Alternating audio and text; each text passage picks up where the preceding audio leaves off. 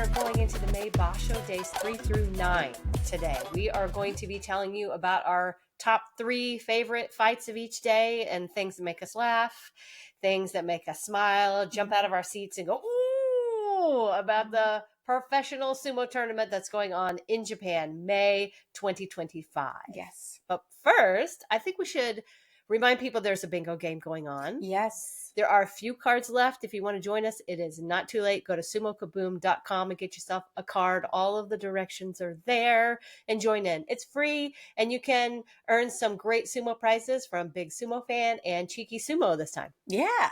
So yeah, do that. That's always a fun thing to do. Okay, news. Let's talk about it. I think we're all a little heartbroken. This day has come. Our beloved Hokutofuji has retired. Hokutofuji was the bull in my eyes. He had the best pre-bout ritual because if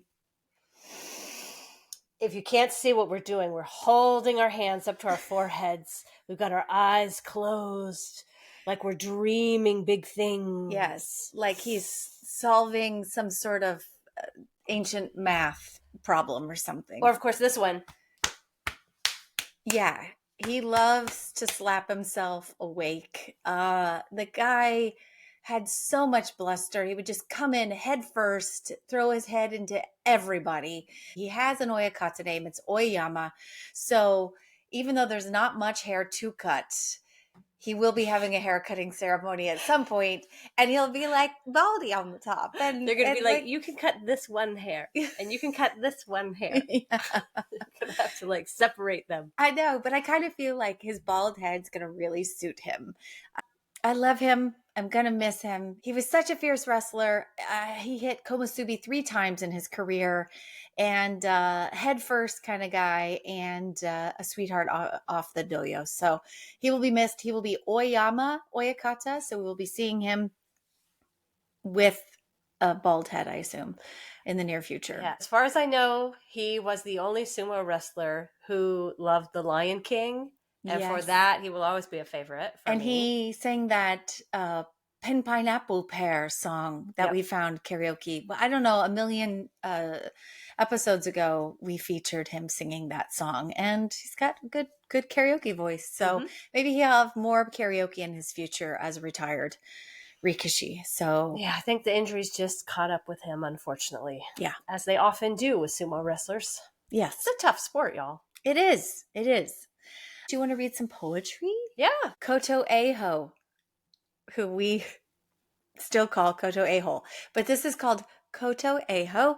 Shiko legs, soaring to the heavens, delighting all. Nice. Yes, that's very nice. And then Aqua, best bow twirling ever. You know what I love about these poems? They're actually anonymous. It's from an anonymous poet. They're very performative. Yeah. They're tonal. Like you have to say them aloud and you have to perform them. Yeah. In order to really get the energy across. Yes. Well, thank you very much. These are from poems from Natsu Day 1. So that was just day 1. I know. We should have read it last week. Sorry, Anonymous. Okay. Let's jump into the actual Basho. Days 4 through 9, right? Yeah. Let's do. Wait. Since you mentioned him there, Koto Shoho. Yeah. He's back. Oh, yeah. Koto Shoho's back. So we said last week in bingo, if you had him on your bingo card, unless he showed up again, it was going to be a dead square. So congratulations. He is back. He's no longer a dead square on your bingo card. That's all I wanted to say. Woohoo! We're coming to you like our faces and live during the tournaments. And thank you for watching us on YouTube. Continue to follow us there. And thank you all of you who support us financially and otherwise. We really appreciate you. Day 4. Boo! Day 4. I want to talk about Nishikigi up against Juryo 2, Fuji Seiyun, which is going to be my hard one to learn how to say this time around. And I mention this because you just might think Mr. Thunderpants might be a straightforward wrestler. and he will beat you handily chest to chest. But sometimes he gets himself backed up to the edge and then plants himself and throws a beautiful fisherman's throw on poor and very unsuspecting Juryo Fuji Seiyun. So that was like, wowzers. And at this point, Nishikigi's at 4-0. So Mr. Thunderpants has got a little bit of momentum in this tournament. So I hope it continues, is what I wrote. And what Amiuchi is a kimarite in which the attacker throws the opponent behind him by pulling his arm with both hands and twisting backwards, resembling casting a fishing net. The more you know. So it's like a whole backward thing. Yeah, you throw a huge man behind you. Like with your upper back and like wedged up against, I don't know, the bales. I don't know how they do this. It's a back injury waiting to happen. Every time I see it, I go, oh. It can't be good. No. But Nishikigi fights another day, so he must be the old pro, knows how to throw a good Amiuchi. So congrats to Nishikigi for throwing something we don't always get to see. I know, but I love delight when we see it. Yeah. Let's talk about the incredible, I mean, this is one of the things we're going to continue to talk about is Nishiki every friggin' single day. He's amazing, y'all. Incredible agility, quick thinking. Nishiki met Meisei with bluster and then some more bluster. There were a few clashes, some hand wriggling, that kind of thing to try to get inside, but Nishiki just stayed low. Meisei did a huge swat and a hop sideways. Then he did a massive shove on Nishiki, who was then sent reeling to the ring's edge. Okay. And then though, he caught himself beautifully. This kid has amazing balance. I don't know what it is, but I said it last week. He's so grounded, but yeah, no matter where you throw him, he kind of just stays on his feet like a chicken. I have yet to see him lose his footing. Now that I'm thinking about it, I'm amazed. His footwork's kind of crazy. Maybe it's those young feet, those young nubile feet. Yeah, that can grip the clay and keep him in place. I don't know what it is. It's like incredible. Finger toes. Yeah. You know, people have toes that are like fingers. Yeah, I bet he can write his name with his toes. Yeah, probably. But we'll have to ask. But then anyway, he caught himself, Nishiki did, and then turned around. And then Meisei was charging towards them and tried to finish him off. And instead, Nishiki stepped to the side and out of the way. And Meisei essentially threw himself out of the dojo with a little help from Nishiki on the back of his mawashi. So it was gorgeous and fast. It was an uwata dashinage, officially from Nishiki that got the win. But I only mention it because I think we're going to be talking a lot about him. He is maybe daily. I think I have something to say about him every day. Yeah. Onosato versus Oho. I like this match always because whenever you see Oho, the grandson of Taiho, and he's up against Ozeki Onosato, who's going for his Yokozuna promotion, it's just like a lot on the line, pride-wise, right? Well, Onosato was, though, pretty straightforward. Oho's initial charge sort of had Onosato hitting a wall because Oho is pretty heavy. This is accurate to say. He just stiffy-armed Oho and stayed super close, chest to chest, which disallowed Oho any room to further do any thrusting. And then it was just a nice rush back and out from Onosato, and he definitively won that match up against Oho with an Oshidashi. He's also 4-0. And then I'm going to mention Hoshoryu versus Abi. Another example of a double stiffy arm from Abi. The Yokozuna got double stiffy armed, and it was embarrassing. Another Kimboshi for Abi, and Hoshoryu should have seen this. This thing that Abi's gonna do is just come at you with his long arms to the neck, and I just kind of was like, did Hoshoryu have a game plan, or is it just so crazy up top dealing with that move from Abi that after that he just kind of reeled backwards and didn't really know? I have a theory. What? So this move is kind of like, Midori Fuji when he's on fire and he pulls that Kata Sakashi. That's so good. And everybody goes, oh, how does he do that? This same move that Abi pulls here on Hoshoryu gets several people as the days go along. Yeah. It's that double arm to the face. It's like that Frankenstein thing. It's double arms, and then he yanks down, which is what he did on Hoshoryu. He just got to his chest and then yanked him down. Yeah, I think what's so good about it is whether it's like on the chin, on the neck, on the face, wherever it goes, I think he's got the timing of that where he's pushing on people and he waits for people to push back against his arms. And if you can't dislodge Abi's arms and you push back in with your upper body, that is exactly when he switches to a pull down. Yeah. And so he waits for his opponent. Too. He gets in there so fast. So that timing, I think Abi is very excellent at feeling when his opponents switch from moving back to moving forward, like over their own feet, so that he knows, great, I could take him down. And if it works against a Yokozuna, then it's going to work against most people. Yeah. Yeah. He's just really good at it. But you could see at the end of this match, Hoshoryu kind of, his eyes darted around, the stadium, because it's heartbreaking in some ways. He's trying to come back after a 5-5-5 tournament last time. He wants to show well. I felt like his confidence was kind of at the lowest at this. And I was hoping if he feels egg on the face, I know he's got to be under so much pressure. I hope he uses that as his momentum for the following days. Good point. Okay. And I also love Aqua boat twirling. Yeah, he looks great. Do you feel like he's coming into his own? I do, and I hadn't really seen him much last week. This week I made a point to be like, okay, watch it. He is slow and right. Yeah, but I like that his body type resembles the top ranked guys. He looks like a big sumo wrestler twirling, and I love that. Yeah, and he's developing his own style of twirling. Yes, he is. And I'm sure if anyone asked him, that's exactly what he would say. I'm just doing my own style of twirling. Yes.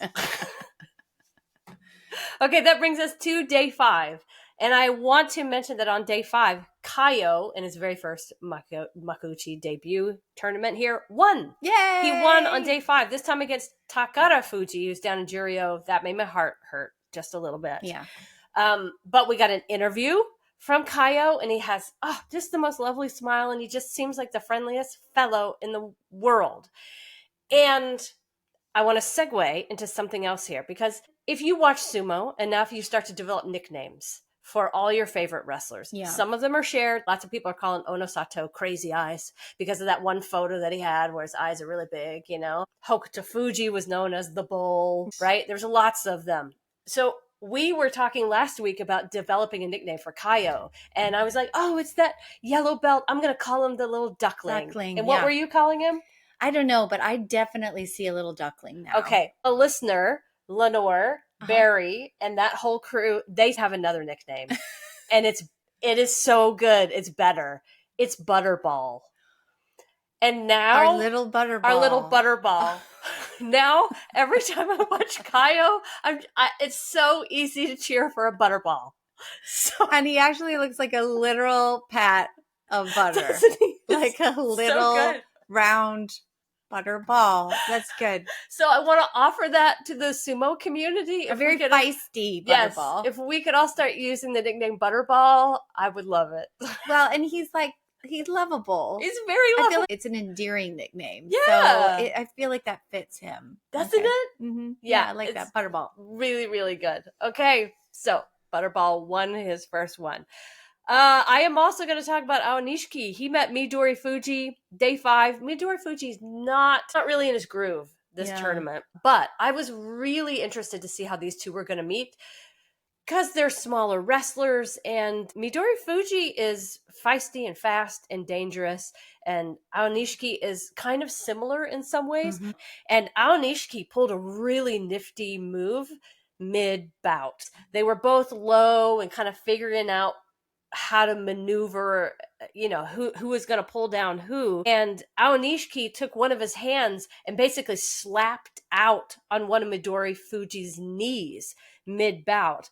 and that took Midori Fuji, like it just knocked him off balance. So rather than a foot sweep, it was kind of like a hand to the knee of your opponent sweep. It's called an uchi muso, Uchimuso, which yeah. I have not really heard of before. I don't think so. Anyway, it was an unusual move, and I did not catch it at all. It took a commentator to point that out to me.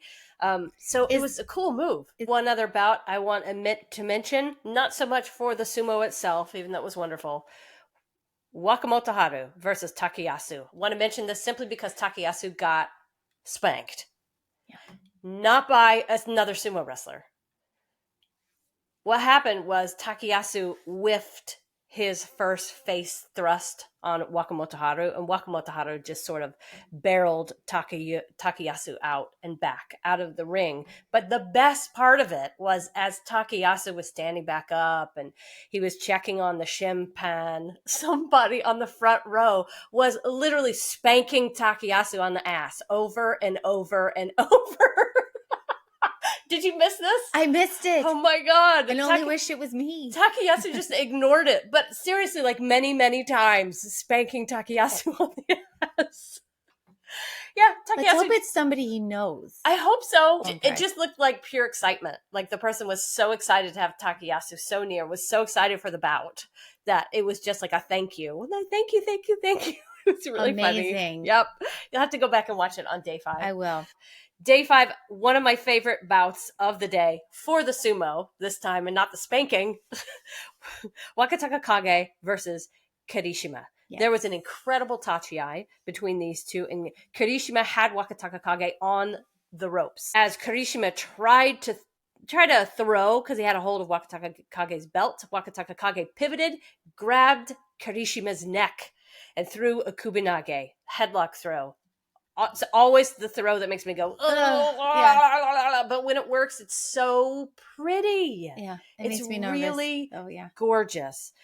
And it was an unexpected sort of come from behind win from Wakataka Kage. And these two guys fighting in form, there's not much that's more exciting than those two guys because it's fast and you just never know. They're so responsive when they're in form. Mm-hmm. And it was just really fun sumo. Oh no, Sato looked simply unstoppable against Tamawashi. Mm-hmm. But another favorite fight for me, Hoshoryu versus Gonoyama. Hoshoryu played it very carefully against Gonoyama. He did not overcommit at all. He kept Gonoyama away until he got the belt, and then he pulled one way and then the other way, and down went Gonoyama fairly quickly. Really, my offering for day 5 is a new nickname for Kaio and some spanking and some really good dominant sumo. Day 6. Okay, our Butterball got a win, so I was excited. He's now 2-4. I'm going to talk about Aonishiki again versus Shodai. It's becoming a theme. It is, because this guy's surprising me, and he's just really showing up each and every day. Aonishiki at the tachi came in really, really low.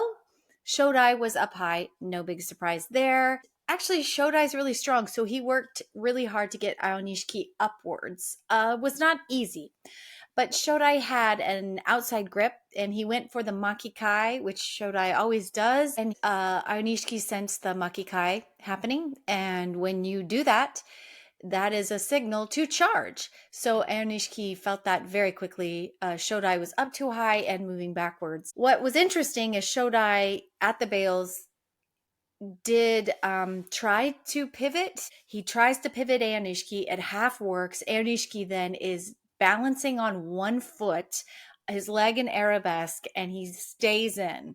I think Shodai must have been like shocked because it was truly miraculous that Aonishiki stayed in. Shodai was left reeling, stumbling forward with his own momentum, and then at that point, Aonishiki was just right in behind him, and Shodai's backside was exposed, and so then, he got shoved out. Shodai did. So he got his rear belt grab and was like, and take that. Anyway, so that's that one. Ura versus Hakuoho was really fun because up top, Hakuoho has the better tachi. He holds steady as Ura tries to wiggle in closer to his chest.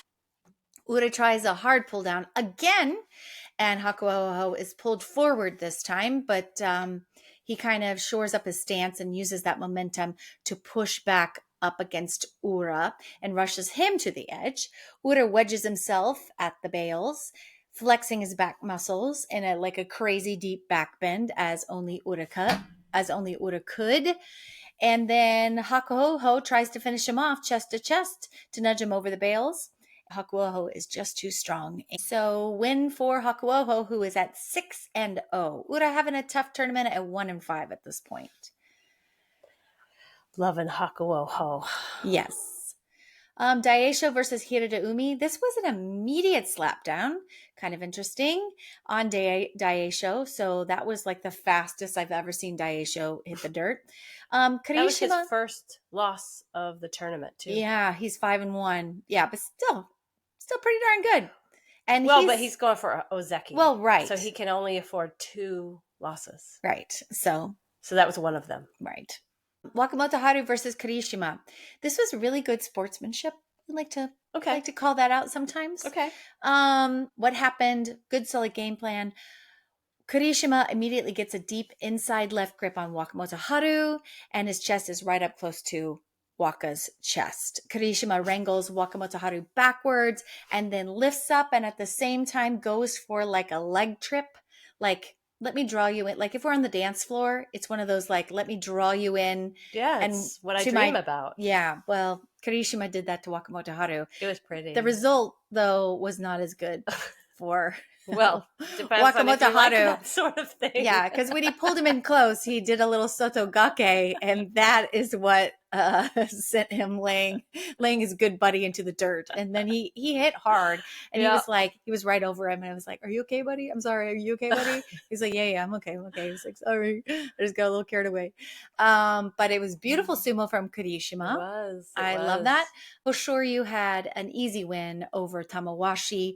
Faster tachi. Tamawashi tried to hit and shift, but Hosho was very watchful and still got inside, did a chest shove on Tamawashi, and I felt kind of like Tamawashi didn't have much of an answer, and that is day 6.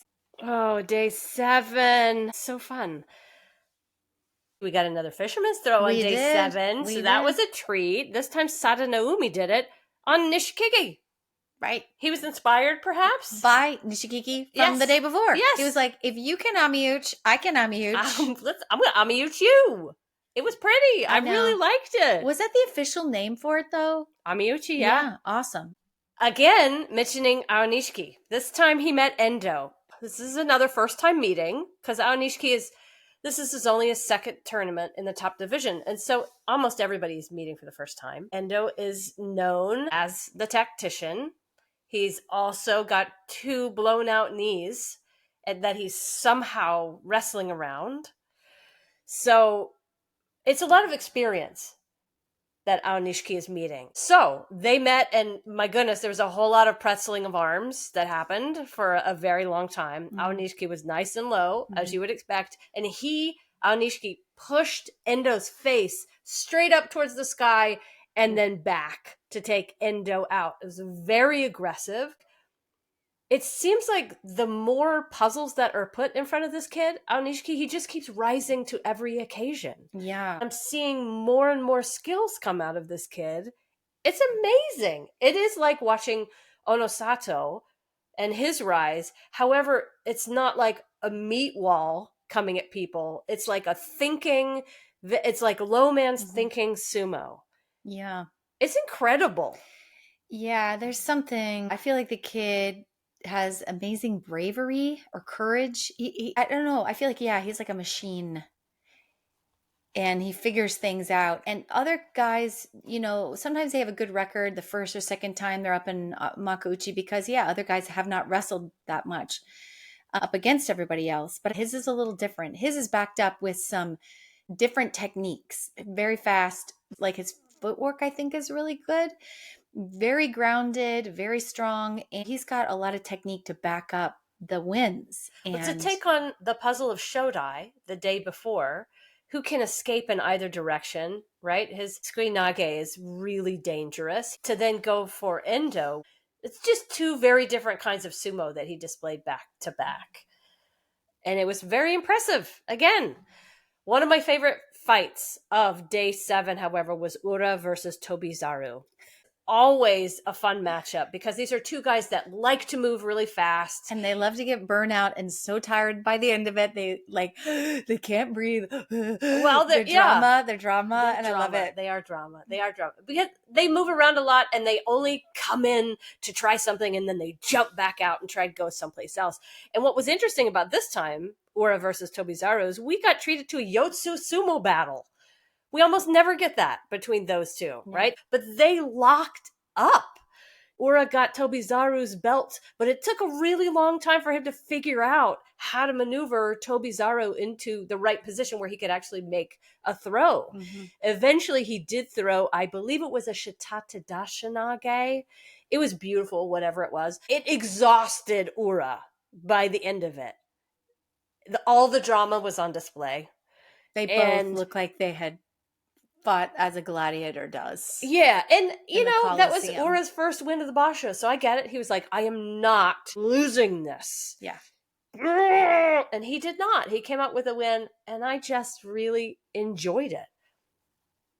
There was a real dominant win, Hakuoho over Ichiyamamoto. Ichiyamamoto's thrusts and pushes did not do very much here. Yeah. Could not break the wall of Hakuoho, and instead Hakuoho broke Ichiyamamoto's rhythm, pushed him out. So Hakuoho went 7-0 at the end of day 7. Pretty good. Yeah. Another really great match. Big D Daisho versus Wakataka Kage, both 5-1. So this is a Sekiwake going for Ozeki versus a Komusubi back in Sanyaku. Basically, Wakataka Kage disrupted Daie's rhythm and pushed Big Daisho out instead. It was his second loss, Daisho's second loss. Yeah. So at this point, this is only day 7. So he's looking at 8 more days and he cannot lose at all if he wants that Ozeki status. And a few more dominant wins to mention just at the end of the day. Takerufuji got perfect placement on Onosato, but Onosato spun away and slapped down Takerufuji instead. So that win went to Onosato, another dominant win, and Hoshoryu just did a gorgeous kotanage on Hira do Umi. So what it meant was at the end of day 7, we have 2 guys undefeated. The big meat wall of Onosato and the guy that gives the best side eye in the biz, Hakuoho. Undefeated, and trailing them, Wakataka Kage and Aonishiki. I love that leaderboard. Yeah. It's just so cool. And that takes us into day 8. Day 8. Aonishiki versus Tobizaru. Wow. Amazing. Aonishiki up top keeps Tobizaru at a distance with a stiff tachi arm, which is smart because he knows Tobizaru is gonna try to get inside because that's what he's good on the inside. Lots of slaps and thrusts from both guys, similar in, I think, height. I want to say maybe Tobizaru has an inch or 2 on him. I can't remember, but lots of slaps, lots of thrusts, good movement laterally from Aonishiki when Tobizaru was trying to advance on him. And then Aonishiki inches and thrusts rhythmically and consistently, and is now backing up Tobizaru to the edge. Tobizaru does a huge shoulder swats on Aonishiki to kind of like avert the thrusts from being centered on him. And Aonishiki allows that. Then he hops, though, to the side and does a huge slap down attempt on Tobizaru that sends him reeling forwards, but not into the dirt quite yet. Then Tobizaru tried to center up again on Aonishiki, but Aonishiki got squared up faster and got a strong nodowa on Tobizaru. That didn't finish him off either. And so Aonishiki was like, I'm not going to let Tobizaru win this one. I'm going to use the momentum and then pull back on his neck, and then I'm going to send him forward. So he did the old neck pull, like the Abi deal. I push on you and then yank you forward. And then he also said to himself, I'm going to hop around to the back now that I've done that to Tobizaru, grab his mawashi, and then I'm just going to rush him to the edge and out. And he did just that. And he threw Tobizaru into the first, the second, and the third row with that By the T that bar. that heave ho of the mawashi off the doyo. So that was fun. That was a really fun one. I always think of, the ski slope where you can go uphill. You Yeah. sit on the T bar, you can Yeah. go up. Well, this is sort of like the T bar toe line out to the audience. Yeah. Straight out that way. Yeah. Yeah. It was a straight shot. Yep. Okay, Ichi Yamamoto versus Churanaumi. Churros is having a pretty terrible tournament. But Ichi Yamamoto, I wanted to watch this a couple of times because it was a really good, strong tachi from Ichi Yamamoto that kept Churro from getting inside and with a huge thrust. But after a lot of back and forth between these guys and huge swats, both guys struggling to kind of stay grounded, they were kind of like huge thrust, huge swats, but like sloppy feet all over the place. They just kind of stumbled everywhere, both of them. It looked kind of messy. Finally, Churros decided, I'm going to do a huge rush right now.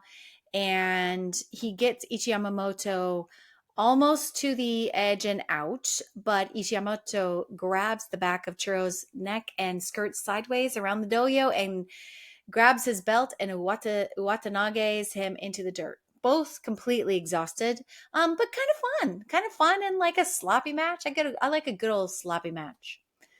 And then the last bout of the day I want to talk about is Takarafuji versus Hoshoryu. Takarafuji tried a henka, which I thought was interesting. It did not work. Hoshoryu was like, he just like, in the Terminator movies, there's that cop who's made of steel. Yes. I don't know what his name is. He's just like the Terminator. Oh yeah, he's a Terminator. Anyway, I didn't watch it all. I just like watched it on TBS in bits. But like when the Terminator like senses an enemy, he just goes like boom, and then he just moves exactly in the direction of wherever the thing that he's targeting is.